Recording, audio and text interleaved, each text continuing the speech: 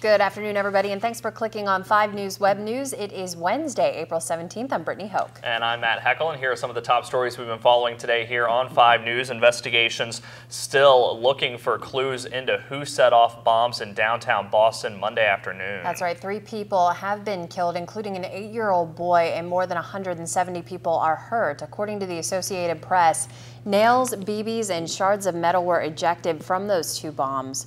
A person familiar with the investigation told media outlets that the bombs were found in pressure cookers and hidden in black duffel bags. Monday night, President Barack Obama never actually used the word terror in his televised address, but yesterday Obama said that the bombings were an act of terrorism.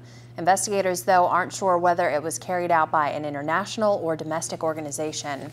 Any responsible individuals, any responsible groups will feel the full weight of justice. And again, among those killed, 8-year-old Martin Richard. His mother and little sister also suffered serious injuries. And as horrific as watching those attacks unfold on television may have been, it's the people who were there in Boston that were affected the most. According to the Boston Athletic Association's website, more than 40 people from our state ran in the marathon, including an assistant professor at WVU. Angela Campbell told 5 News she finished the race about an hour before those bombs went off, and when she crossed the finish line, she didn't even notice anything was wrong. When everything started to happen, she was actually in her hotel room about a mile away from the finish line. When the chaos unfolded, she started getting calls and texts from her friends and family asking how she was. That's when she started to feel a little uneasy. She went to get dinner, and there, she says, everyone was glued to the television to get the latest information. Campbell said the experience was beyond traumatic.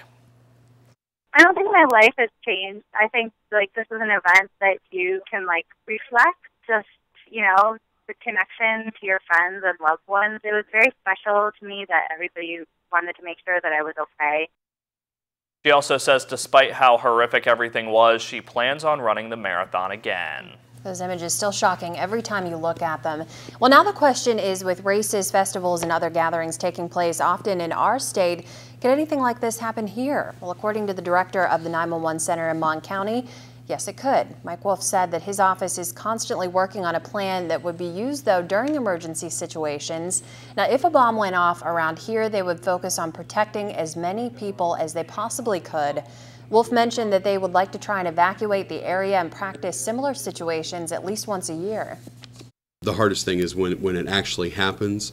Of course, there's going to be chaos. There's going to be breakdowns in your plans, and you just have to go with that. And he also told us that they've worked with hospitals in the area to make sure that they would be ready to handle a mass number of patients. Well, an update now is we've learned a second man has died from injuries received after an explosion in Tyler County last week. According to a press release from the Tyler County Sheriff's Office, 43-year-old Raymond Miller from Pennsylvania died Monday night at the West Penn Burn Center in Pittsburgh. He was injured in an explosion on Thursday at the Twin Hickories compression station. Earlier this week, we reported 56-year-old Bruce Phipps also died as a result of his injuries. No word yet on the condition of the third worker. And we're working to get more information on a fire that broke out in a Marion County apartment complex last night, a fire that trapped one person on the roof. Luckily, firefighters were able to save that person from the roof of that complex on the 100 block of Fairmont Avenue.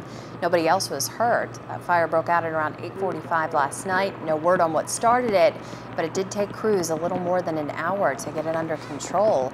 The building suffered heavy water, smoke, and fire damage. And let's take a quick look at what our newsroom's working on for tonight. For First at 5 and 5 News at 6. First up, we're going to have the latest on the deadly explosions in Boston and get the thoughts of some local emergency responders on what they do when they're called out to an incident like that. We're also going to get reaction from business owners and residents on a smoking ban extension that was passed in Lewis County last night. And will the sun be back out sometime this week? Your first alert forecast is tonight on First at 5 and 5 News at 6. It might just be sooner than you think. Hopefully. We're hoping for that. Absolutely. All right, that's going to do it for us. Be sure to tune in tonight for First at 5 and 5 News at 6. Until then, have a great day, everybody.